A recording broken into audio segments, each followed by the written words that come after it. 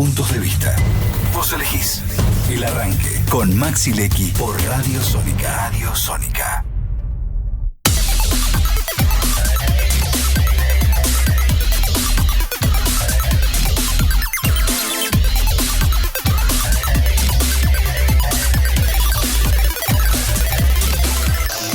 Once y 15 minutos y bueno, ya ustedes están viendo en nuestras pantallas que tenemos dos invitados, como les decía, dos invitados particularmente muy especiales, no solamente porque comparten la pasión de escribir, sino porque para mí son particularmente muy especiales, dos personas que quiero mucho, dos argentinos, uno viviendo en París y la otra viviendo en Argentina, pero con su corazoncito muchas veces puesto en París.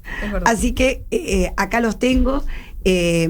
Bueno, quiero comentarles que José Salem es un invitado de la casa, porque como ustedes saben, él, además de escritor, es abogado, es docente, y cada vez que viene a Buenos Aires, que viene todos los años, 2 veces al año, no deja de visitarnos en El Arranque. Así que para mí me siento orgullosa que esto sea así, porque bueno, es una persona de una sensibilidad muy especial, un gran escritor y que me encanta que siempre pase por El Arranque. Hola José, ¿cómo estás? Hola Josefina, ¿cómo estás? Gracias a ustedes por invitarme. Realmente siempre es un placer estar aquí. Bueno, ya es casi como mi casa, ¿eh? Claro que sí. Además los escucho desde afuera también. Claro que sí, claro que sí. Bueno, y a su vez también quiero decirles que hoy en nuestra mesa nos acompaña una escritora, traductora de francés, docente. Bueno, ella es profesora, como les decía, traductora de francés, ejerce ambas especializaciones, da charlas y participa también en un programa de radio. Ama leer, viajar, escribir, sobre todo escribir. Escribe mucho, desde la adolescencia, escribe poesía, prosa, poética, cuentos, y finalmente este año ha editado un libro de cuentos, sobre el que vamos a estar hablando con ella en unos minutitos. Ella es María Marta Escalante. Hola José, buen día. Muchas ¿Cómo gracias estás? por la invitación. Un honor compartir con ustedes, con José el programa también. Y felicitaciones por el premio de ayer a la radio. Muchas gracias. Me siento muy honrada de estar acá. Muchas gracias, muchas gracias. Bueno, yo dije que tenían algo en común los dos, y que es la pasión por la escritura. José está presentando, ya nos había anticipado en su viaje anterior, de este librito tan hermoso que se llama Dominó, que de alguna manera es habla sobre la vejez en la ficción, ¿no? Así es. Habla sobre la vejez en la ficción. Y bueno, cuenta un poco qué es lo que pasó, digamos, desde 1806, ¿no es cierto? Dominó es la novela anterior. La nueva es... La nueva es la que va a tratar... Así es. Perfecto. Exacto. Dominó es la que habla de la vejez en la ficción. Así es. Y la nueva, que después va a estar contando él, sobre la que sabemos muy poquito, es la que habla sobre este tema que arranca en el 1806. Exactamente. Pero primero quiero que nos cuente algo de lo que había estado hablando con nosotros de Dominó cuando estuvo en su viaje anterior. ¿Y por qué quiero que cuentes algo de la vejez? Porque yo lo quiero linkear con el libro de cuentos de María Marta, porque María Marta, en un cuento que a mí me apasionó, habla sobre la vejez y la muerte. Entonces los quiero linkear a los dos. Contanos del tuyo. Yo quiero que me cuentes un poquito sobre Dominó y después vamos a ir al nuevo. Perfecto. Antes que nada, bueno, me uno a las felicitaciones a Radio Sónica por el premiazo del Martín Fierro Latino. Gracias. Buenísimo. Y también yo he leído 2 libros anteriores en los que María Marta ha participado, Rizomas, creo, y La caña en el río. Me falta el que viene ahora, porque es reciente, así que ya lo acabo de tener, lo acabo de Cuentos comprar. desordenados. En los anteriores ella había tenido una participación. Había sido algo así como, me voy animando. Exacto. ¿No es cierto? En este se animó de lleno y lo escribió todito, digamos, así que después nos va a estar contando. Bueno, de Dominó te puedo decir bastantes cosas, pero básicamente está catalogada como policial, ¿no? Pero un policial de la vejez. Lo que ocurre es que acá el policial en realidad es una excusa, ¿no? No es un policial clásico donde la trama se centra en la investigación. Aquí, a menos lo que yo traté de hacer, y creo que, bueno, bien o mal, pero es lo que se plasmó, es ver cómo vive nuestros viejos, con todo el cariño, de clase ¿Cómo viven la vejez? ¿Cómo viven la vejez? Exacto, pero desde otra ¿Cómo la óptica. transitan? Así es, porque yo siempre veo que en general los personajes principales de las novelas, de las películas, de las series, la gente mayor tiene un rol como secundario, es la madre de, el tío de, entonces acá son los centrales. Entonces, además está narrada en primera persona, que a mí me fue imperioso, porque traté de meterme en la piel de los jubilados. Y bueno, es un grupo de jubilados que se reúne todas las semanas a jugar al dominó, 4 amigos, incluso habían trabajado en la municipalidad durante décadas. Y apenas comienza, uno de ellos no llega a la partida de dominó fijada. Y resulta que lo encuentran asesinado. Acá esto es una excusa que yo encontré, que elegí para conmover un poco esa vida que uno ve generalmente los ancianos. Uno siente y piensa que tiene una vida muy como rutinaria. La decadencia, uno piensa al anciano como se está apagando, se está cerrando de este mundo. Así es, y la rutina mismo pareciera que los apaga. Entonces esto los sacude y ahí empiezan a aflorar un montón de cosas. Por supuesto, dolor por la muerte del vecino, pero básicamente recuerdos del amor, amores actuales, y sobre todo los obliga a tomar decisiones. Esto que ocurrió, deben tomar decisiones y eso los activa. Entonces, y aquí termino redondeo, es lo que traté de hacer es una visión de la vejez, pero como activa, ¿no? Claro, o sea, activa. Sí. No esa decadencia, sino viva. Entonces, bueno, de eso se trata un poco Dominó. Como en la vejez uno puede ser creativo, como en la vejez uno puede pensar en el mañana, más allá de la vejez que uno empieza a decir, uy, ya esto no lo voy a poder hacer, o lo que normalmente uno ve que es el deterioro físico, ¿no es cierto? Y uno piensa, bueno, en ese deterioro físico también está el deterioro emocional, el deterioro mental, digamos, creativo, y a veces no, porque a veces, bueno, la vida te pasa facturas con relación al cuerpo, pero no con relación a la mente. Sin duda. ¿no? Sin duda. Existe esto, lo vivo, ¿no? Así es eso. Uno, en este momento donde está transitando ya la adultez, se da cuenta la mirada de los otros en determinados momentos. Por ejemplo, yo tengo una amiga, muy amiga, que tenemos la misma edad. Y cuando nos juntamos a tomar un té o qué sé yo, ella siempre me cuenta, dice, vos sabés que yo le digo a mis hijos, che, cuando viajan en el subte o en algún medio público y sube una mujer de la edad de tu mamá, tratá de no darle el asiento. Claro. Entonces yo le digo, pero Mónica, no. Dice, pero ¿cómo le va a dar el asiento? Yo le digo, vos te quedás quieto. Si ella lo necesita, te lo va a pedir. Claro. Dice, porque a mí no me gusta que me den. Es una disyuntiva. Claro. Sí, por supuesto. Entonces, viste que uno empieza a notar esas cosas, ¿no? Totalmente. Y es ahí donde empieza a pensar, no tiene que venir esta imagen de que los años te deterioran tanto. No, porque hay un desgaste evidente, pero eso no significa que no se pueda seguir viviendo, gozando y soñando. O sea, justamente acá lo que ocurre es que se regeneran sueños anteriores y hay una pregunta. ¿Se puede o conviene seguir soñando a los 80 años, por ejemplo? Porque también uno corre el riesgo de frustrarse, ¿no? Bueno, claro. No vamos a pensar que una persona de 80 años quiera correr un maratón y ganarlo porque se va a frustrar. Pero, curiosamente, acá renacen sueños y hay algunos que logran cumplirlos. Claro. Pero además eso ocurre, porque también vemos gente de 40 años que es abúlica, y acá uno ve vitalidad. Pero bueno. Qué lindo lo que estás contando. Bueno, María Marta, contanos un poquito vos de tus cuentos desordenados. A ver. Y después vamos a hablar de ese cuento que a mí me gustó mucho, que te dije que se llama Pacto Fáustico. Bien, antes que contar un minutito quería acotar algo de lo que dijo José, y que yo leí sus 2 libros y me pareció muy interesante, especialmente en Dominó, esto que vos decías, ¿no? Las rutinas por un lado Y cuando una de las piezas que ellos también son, de ese engranaje de rutinas de jugar, desaparece, como todo tiene que reacomodarse, ¿no? Claro. Desestabiliza y tiene que reacomodarse. Realmente son muy interesantes los dos libros de José de lectura para deleitar. Obligada, digo yo siempre. Y bueno, hablando de la tercera edad o de la cuarta edad, ahora ya no sabemos dónde situarnos, si estamos en una sexalescencia, como dicen algunos. Yo cumplí 60 este año y me puse como meta cumplir alguno de mis sueños antes de llegar a más mayor, digamos, y que me empiecen a dar el asiento o ofrecer el asiento.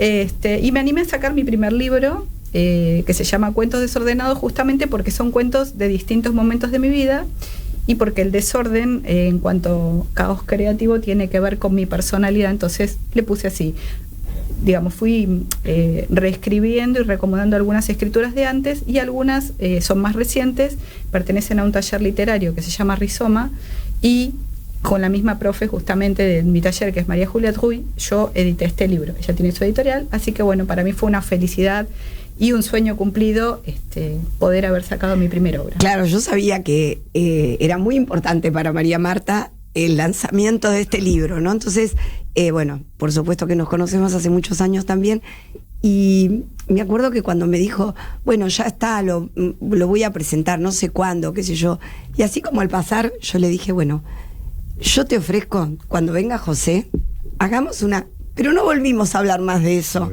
Y ahora me parecía que era más que oportuno. José, yo tengo acá, porque yo tu último libro no lo leí, y yo tengo acá una síntesis. ¿Vos querés que yo la comente? ¿O no querés? No, todavía no. ¿Del libro que vas a aparecer? Sí. Sí, podés hacerlo. No lo leyó nadie porque no está editado todavía. Yo no pero vos sabés... Te autorizo, tenés autorización plena. Bueno, yo quiero comentarlo un poquito porque, bueno, probablemente... ¿Cuándo lo vas a lanzar vos este libro? Sale mediados de España, creo que el 15 o el 16, en España. Mediados de enero, perdón. De enero. En España. Mediados de enero en España, pues es una editorial española, y llega aquí a principios de marzo. O sea, que para nuestro próximo encuentro, yo voy a leer. Me va a pasar como, por ejemplo, cuando presentaste Dominó, yo me acuerdo que me mandaste una síntesis. Y después cuando vino el libro, bueno, la verdad que a mí particularmente me encantó. Qué bueno. Es un libro que llega, quizás por esto, ¿no?, que estamos comentando, la edad, lo que uno puede percibir que le pasa a esta gente a esa edad, y cómo se puede renacer, como vos decís, en un montón de situaciones. Bueno, yo les voy a contar que el próximo libro de José se desarrolla en el 1806 en Buenos Aires Virreinal, y es una ciudad cubierta por la niebla. Una ciudad bajo dominio español que pasa a manos británicas. Un periodo en el que, más allá del cambio de dominación, la gente sigue respirando, trabajando, amando, traicionando y soñando. Y deben ser mundos distintos, ¿no? El de la época virreinal a la época británica, a lo que pasa en estas personas, ¿no es cierto? Sí, es curioso, evidentemente en cualquier periodo histórico y en cualquier lugar del mundo la gente sigue viviendo. Ahora pensemos en Ucrania, a nosotros se nos resulta inimaginable, pero la gente sigue haciendo todo eso que dijiste recién, evidentemente. Claro. En cuanto a la diferencia, por supuesto, estamos hablando de 219 años exactamente de distancia, y por supuesto que han cambiado un montón de cosas, pero lo curioso que quiero marcar, y por ahí me escapa un poco el tema, que es cuando terminé de escribir la primera versión, noté que había una serie de particularidades, de características de la sociedad de Buenos Aires. Argentina todavía no había nacido como país. En la época virreinal, respecto de la época. Que se mantienen ahora. O sea, que eso a mí me sorprendió, porque yo describí lo que investigué, cómo era, porque uno cuando escribe una novela histórica debe ser fiel a lo que ocurría. Claro. ¿No? Qué comían, qué música escuchaban, cómo vestían, claro, cómo era la religión, un montón de cosas. Pero en las relaciones interhumanas encontré un montón de características que ahora, si querés, te tiro alguna para que sí, claro, que sentí que se mantienen ahora, ¿no? Por ejemplo, en esa época la zona de la Plaza de Mayo, actual Plaza de Mayo, Plaza Mayor en ese entonces, Alrededor de esa plaza vivía la gente más adinerada, la gente más en mejor situación económica. Las casas eran impecables, a la usanza británica sobre todo, o europea en general, frentes blancos, algunos rosados, pero bueno, las casas eran impecables.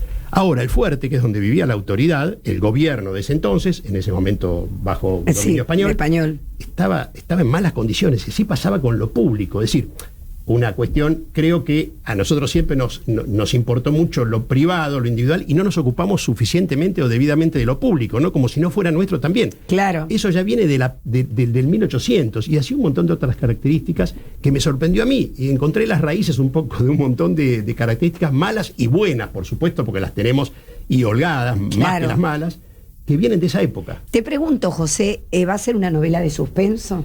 En realidad sí, porque también, a ver, es una novela histórica, pero lo histórico tiene que ver porque la trama se desarrolla en un lugar determinado y una época determinada. Por lo tanto, ahí está el virrey de Sobremonte. Y no deben faltar los vínculos cruzados, los amores y desamores. Ahí está. A mí lo que me interesa es un poco las reacciones humanas, la psiquis humana. Entonces, bueno, en el seno de una familia, que es un poco el personaje coral, ahí hay amores, hay traiciones, lo que pasa siempre, ¿sí? Hay también delitos, pero no son, digamos, hay cosas muy fuertes que pasan, pero no solamente por ser morbosos, sino al contrario. ¿Qué pasaba en esa sociedad y con esa gente que venía de otra cultura? Exactamente. Y que se encontraba con... Claro. Y tiene mucho suspenso, sí, porque hay un par de crímenes, insisto, tienen sentido porque explican un montón de cosas atrás y tratar de meterse un poco en la psiquis de quien delinque, y bueno, tiene bastante suspenso, sí, y mucho amor. Sí, yo me imagino. Ahí me conocés, sí. Sí, por eso te pregunté, porque me imagino que deben aflorar así los vínculos cruzados. ¿Qué pasa con, no es cierto? Así es. Y vemos que las infidelidades en todo sentido existieron siempre desde que el hombre es hombre. Bueno, Adán y Eva. Tal cual. Mis papás, que eran inmigrantes, recuerdo que mi mamá comentaba siempre, ¿no? Que no solamente las infidelidades sucedían en España, en la España de la posguerra, sino también acá, porque cuando ella llegó a Argentina se encontró con que también todo eso existía y todo. Antes se ocultaban, creo. Exacto, se ocultaban. Las mismas personas damnificadas lo ocultaban porque no se debía... Exacto, hoy está todo puesto afuera, está todo manifiesto. Bueno, María Marta, contanos, yo hice hincapié en ese cuento porque me gustó mucho cómo lo narrás respecto de cómo ese hombre espera la parca, ¿no? ¿Y qué le pasa cuando llega la parca? Qué terrible. Bueno, es un poeta que se aproxima a la muerte y entonces se prepara, ¿no? Yo tomé algunos elementos de situaciones míticas, como que tiene preparada la moneda para Caronte y para cruzar a la otra orilla y demás. Y bueno, en realidad, como él es un poeta, cuando está en el momento final, se da cuenta que la eternidad de él pasa por otro lado. Por otro lado. Que la eternidad va a pasar por su legado, que es la escritura. ¿Qué es lo que le queda? ¿No? Entonces, cuando a veces uno piensa en esas situaciones, que es, bueno, la situación de la muerte es imposible de evadir, quizás es la única certeza que tenemos los humanos. Entonces, qué mejor que estar lo mejor preparado espiritualmente y psicológicamente para que el día nos sorprenda, que algún día nos sorprenderá, y entonces lo mejor que le podía pasar al poeta es darse cuenta de que él va a ser eterno por su legado. Exactamente. Que hay distintas formas de eternidad. Para mí particularmente en algún momento la eternidad propuesta por, no sé, por el sistema victoriano de los vampiros o por el sistema religioso de la eternidad me parecía como una cosa muy agobiante. Entonces, y por algunas discusiones bizantinas que se daban en mi casa también, entonces yo dije, bueno, ¿qué le puede pasar a este poeta? Que piense que realmente acepta el costado mortal de su cuerpo y por otro lado, tanto su espíritu que trascienda, pero también su palabra trasciende, ¿no? Pues es que yo, leyendo tu libro de cuentos desordenados, cuando llegué ahí, me sentí profundamente identificada. ¿Por qué me sentí identificada? Porque en un momento de mi vida, atravesando una enfermedad complicada, tenía un amigo que ahora falleció, que era quien me venía a buscar para salir a caminar. Y siempre me decía, José, yo te voy a estar esperando del otro lado de la orilla. Así que tenés que cruzar, me decía. tenés que cruzar. Cuando leí ese cuento, me emocionó tanto, porque ella habla de cruzar y pasar y lo están esperando del otro lado. Claro. ¿No? Eso me identificó mucho. Y me identificó también esta cosa del legado. Cuando yo era mucho más joven, siempre pensaba, cuando me tocó transitar mis hijos chiquitos y yo sola con ellos, siempre pensaba, les tiene que quedar lo suficiente como para poder vivir, porque si a mí me pasa algo, porque ellos tienen que estudiar, porque a medida que fueron pasando los años y yo fui creciendo, esto del legado cambió, ¿no? Entonces yo digo, no es eso, es esto que yo le puedo dejar cada día, ¿no es cierto? Eso es lo valioso. Es esto que yo les puedo dejar en algo que escribo, en una pintura, en la comunicación, en tu afecto, en tus mensajes, en lo cotidiano. Es esto. Por eso creo que me impactó. Me gustaron muchos de los cuentos, pero ese me impactó porque, como vos decís, José, uno trae a su vida lo que va a escribir. Sí, sin duda. Es inevitable, ¿no? Sin duda. O sea, la ficción y la realidad. Uno escribe con todo su ser, por ende uno escribe con lo que leyó, con lo que vivió, con los desengaños, con absolutamente todo. Con todo. Como uno escribe así, uno habla así, uno se expresa, todo. Uno es la síntesis de lo que uno es. Contanos algo de Francia. Hoy, cuando me desperté bien temprano, me enteré, dije, hoy mi amigo se me va a ir al servicio militar. No, ya pasé algunos meses la edad, no creo que la pongan tan alta. Me reía, porque digo, hoy le voy a decir, José, te me vas al servicio. No, vi que estamos con esta idea ahora, ¿no? Sí, voluntario. Voluntario, es un proyecto y en principio voluntario. Sí, bueno, pero hace unos meses el gobierno había aconsejado a la población tener un kit de emergencia. En aquel entonces dijeron para el caso de ataque, el caso de guerra. Hace unos días sacaron un cuadernillo creo que de 20 y pico de páginas, donde dicen, o sea, aumentan las indicaciones, las instrucciones dicen en caso de guerra o de catástrofe natural o de pandemia, etcétera. Así que bueno, ese es el clima que se vive un poco en Europa. O sea, no estamos pensando que va a venir una guerra ahora, pero bueno, más al este, más preocupados están, ¿no? Bueno, sí. Nosotros acá habitualmente tenemos nuestro columnista de noticias internacionales, que es el doctor Guillermo Yanco, y él está los miércoles y los jueves, y verdaderamente sabe mucho sobre geopolítica, nos cuenta mucho. Es un placerazo escucharlo, y realmente viene insistiendo con esto, y me cuenta, mirá, Josefina, yo hace muchos años que de alguna forma auguré esto que nos está pasando, ¿no? Porque realmente él se sorprende, es una persona grande y dice, yo no me puedo levantar cada mañana y encontrarme con todo lo que leo, porque es terrible, y está un poco preocupado por el clima de Europa, digamos. Sí, coincido, comparto, yo también estoy muy, muy preocupado. Bueno, es Francia, yo conozco Francia en particular, pero es casi toda Europa, ¿no?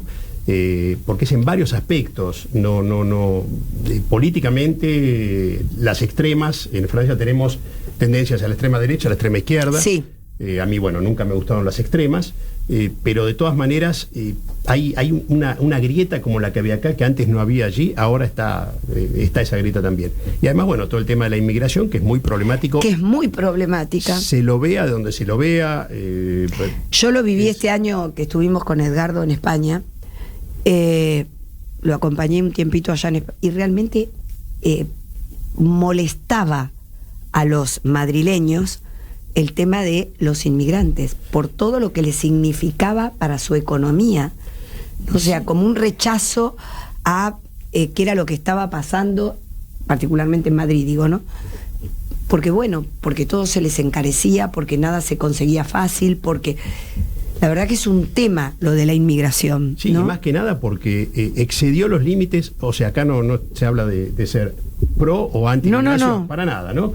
Pero entró tanta gente que no se le pueden dar las cosas mínimas, ¿sí? Para la subsistencia. Entonces hay un desborde enorme que es imposible volverlo atrás. Y siguen entrando inmigrantes, insisto, no es una cuestión de postura a favor o en contra. Hay una realidad. Si vos recibís en tu casa gente y no tenés para darle una cama, no tenés... O sea, lo mínimo elemental genera el problema que está generando en toda Europa, ¿no? Bueno, es lo que, haciendo un parangón, es lo que comentamos a diario cuando decimos qué pasa con la política económica. Si vos gastás más de lo que te ingresa, bueno, mira, hoy a la mañana estaba escuchando un análisis que hacían respecto de las cuentas,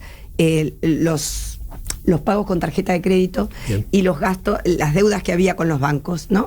Entonces, una economista estaba explicando esto y decía, bueno, no se trata solamente de ver qué nivel de ingreso tengo yo, que medianamente el ingreso está acotado en esto, sino qué nivel de gasto. Claro. O sea, ¿qué me pasa a mí con relación a los gastos? Porque si yo tengo el mismo nivel de ingreso, pero resulta que tengo un nivel de gasto superior, bueno. Bueno, y ahí diste en la tecla, y acá termino, porque creo que el gran problema de Francia particularmente es que no puede sostener la asistencia social, que siempre ha sido excelente. No puede, porque ¿qué pasa? Antes había 4 o 5 activos que pagaban todos los meses su cuota de jubilación para un solo pasivo. Ahora creo que no llega a 2 por 1. Bueno. Entonces, el Estado financia con deuda. Entonces, es imposible. Quisieron bajar la jubilación de 64, que ya era la más baja de Europa, a 62. Salió la ley hace un par de años y ahora la suspendieron porque si no caía el gobierno. Entonces, es imposible que el Estado, nadie puede pagar más, no puede pagar lo que no tiene. Entonces, pero claro, Francia se endeuda. Bueno, es terrible lo que está pasando porque ya no es pan para hoy, hambre para mañana, es pan para hoy, hambre para hoy, porque la gente... Claro, es la revolución cultural que de alguna manera se está dando en nuestro país y que se está reconociendo en el mundo, ¿no? O sea, nosotros acá a diario lo decimos, no es un tema de capricho no querer ayudar a los jubilados, no es un tema de capricho, es un tema de cuánto invierte el Estado y cuánto ingreso tiene respecto de esa inversión. Si vos tenés, están diciendo, tenemos entre un 40 y un 50% de desocupados, quiere decir que no hay aportantes. Totalmente. Si no hay aportantes, ¿cómo querés que...? Pero bueno, es un tema de mucha discusión, porque por supuesto viene con otros temas, y yo con ustedes estoy dedicada a la literatura. No quiero entrar mañana ya entro con mi compañero de mesa. Es mucho más amable que hablar de política. Es mucho más amable, amoroso. La verdad es que para mí es un canto a la vida poder hacer estos recreos, digamos, y más teniéndolos a ustedes. Bueno, María Marta, contanos cómo va el lanzamiento de ese libro. Bueno, estoy muy contenta porque se está moviendo bastante la venta del libro, y si bien no hice todavía la presentación formal porque el libro se terminó de editar en septiembre, y me fui a Europa y volví hace poquito, estoy todavía armando la difusión para el año que viene, pero bueno, es parte de estos cambios que también se producen cuando vamos siendo un poco más mayores, que todo tiene otro ritmo, otro tiempo, ya las urgencias del primer momento no están. Claro. Entonces, bueno, en su momento hablamos con la editora y ella me dijo, mira, el libro... la primera parte del libro circula más o menos un año. Entonces yo le dije, ¿para qué me voy a apurar? Que en noviembre, diciembre está todo el mundo con las fiestas, los días del año. Nada, será para febrero, marzo que haremos el lanzamiento oficial, pero ya he vendido bastante, así que estoy muy contenta. Y ya tenemos el lanzamiento en la radio que ha ganado el streaming internacional, ha ganado por su streaming el Martín Fierro Internacional. Acá lo hiciste el lanzamiento. Me siento muy honrada de estar acá con ustedes. Chapó, que creo que es tu emisión, ¿no? Chapó se llama. De la radio, sombrero. Exactamente. Bueno, me encanta que sea así, me encanta que sin haber hecho el lanzamiento oficial tengas esta. José, te volvés ahora en breve. Contanos, a ver, ¿qué programación tenemos? Porque vos no te vas para quedar tranquilo nunca. A la nieve parisina. ¿Programación de qué tipo? Literaria. Literaria, bueno. El lanzamiento de el lanzamiento en enero sale en Madrid, supongo lo estaré presentando en España. ¿Su nombre? 49 días bajo la niebla, que justamente la primera invasión, la ocupación inglesa duró 49 días y no hubo niebla, no hubo sol, perdón. Solamente un día hubo un rayito de sol, pero fue bajo la niebla literal. Fue bajo la niebla literal. Y no tiraron aceite, que yo me acuerdo, lo aprendí. Algunas piedras tiraron, pero el aceite caliente no. ¿Te acordás del aceite caliente? Claro, pero no lo encontré por ningún lado. Así que bueno, eso sale en enero allí, lo estaré presentando en España, todavía no tengo fecha. En marzo sale en Argentina, calculo lo estaré presentando en la Feria del Libro, que voy a estar aquí. Y después, bueno, en principio, un anticipo en fin del año, en el segundo semestre, en Francia estaría saliendo una novela, que es la primera escrita en francés.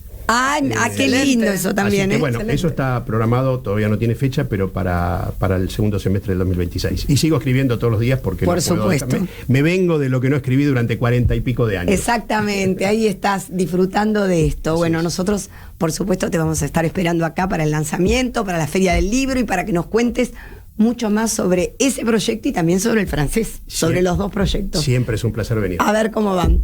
María Marta, contanos, a ver, ¿qué es lo que ahora tenés en mente más allá de cuentos desordenados? Tengo un proyecto en mente que en realidad fue previo a este, pero por el tipo de formato tuvo que quedar postergado, que se llama, ya tiene título, se llama Un azulejo portugués, y es un libro que junta no solamente tiene cuentos, además tiene poemas y además tiene fotos, porque otra de las cosas que a mí me gusta hacer es la fotografía. Seguramente va a salir en un formato digital para poder apreciar también la calidad fotográfica y demás, y además por cuestiones de costos, porque una edición fotográfica en papel lleva mucha inversión que en este momento, mientras yo me estoy autofinanciando, no puedo afrontarla. Entonces, como quiero que los sueños se sigan realizando en esta etapa, se cumplan. vamos a buscar un formato digital para ese nuevo proyecto. Qué bueno. Chicos, Adelante. yo les agradezco que hayan venido. Ustedes saben que dan aire a mi corazón, a mis pulmones.